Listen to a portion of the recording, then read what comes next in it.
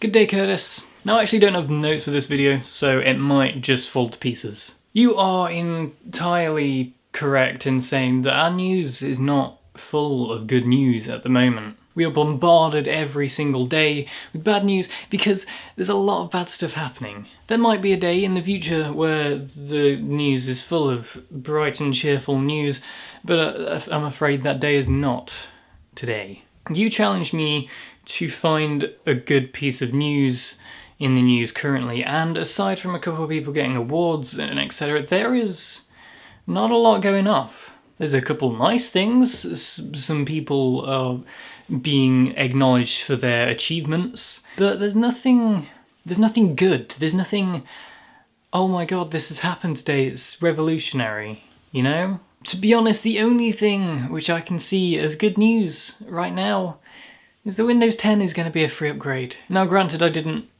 spend ages researching the news. I didn't want to go through every single news story to see if any of them are actually good news, but I couldn't find anything. It worries me that I cannot find good news. But, and this is a very big but, as you said, we do need to moan. We need something to moan at. And it's either the news is full of good news, and it's all great, and we have nothing to moan about in the news, which will result to us moaning about things in our own lives. Or the news is full of bad things which we can moan about, which makes for better conversation day to day. There are probably a lot of good things in development right now in terms of science and technology, but we aren't hearing a lot of it. And we aren't hearing a lot of it because we need something to moan at. And this system works for people like me who don't watch the news, because then I can go on the Google box and find good things. Though be it I haven't found anything amazingly good, I've found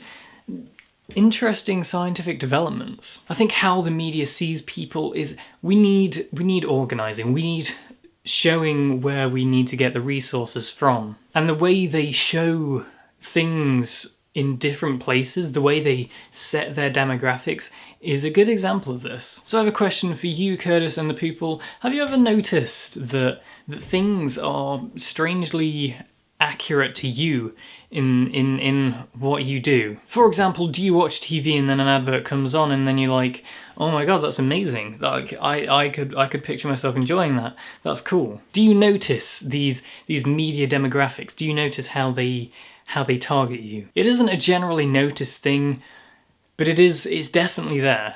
And if you look for it, you will definitely find it. I'll see you on Monday.